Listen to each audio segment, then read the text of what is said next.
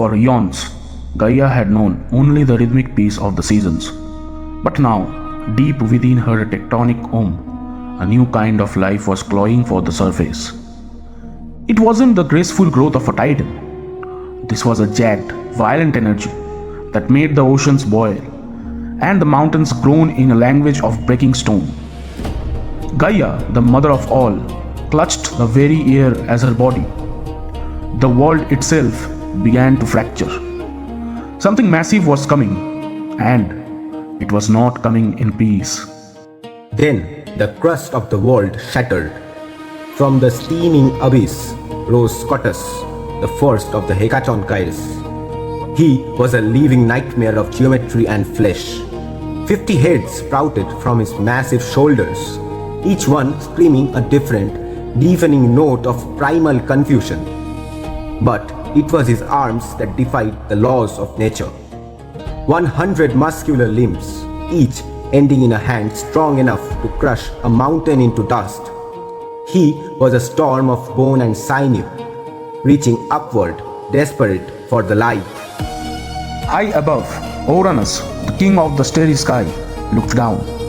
He did not see a sun, he saw a deformity.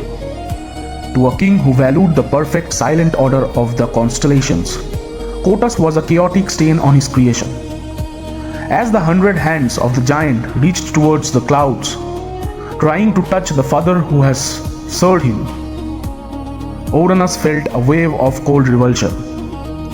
The sky didn't just see a monster, he saw a rival, a creature with enough hands to tear the stars right out of the firmament. The air grew thin and heavy. The sunlight was choked out as Ouranos descended, his presence darkening the world like a solar eclipse. He stood over his flailing, many-headed son, his face a mask of starlit stone. The father did not reach down to help his child stand. Instead, he raised a head of infinite shadow.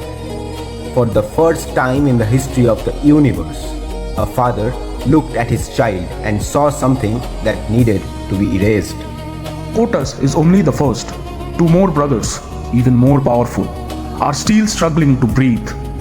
But their father has already decided their fate. Will Gaia allow her husband to strike down their own blood? The tragedy of the first stage is just beginning. Subscribe and hit the bell so you don't miss episode 4, The Abyssal Strike, where we witness the creation of world's first prison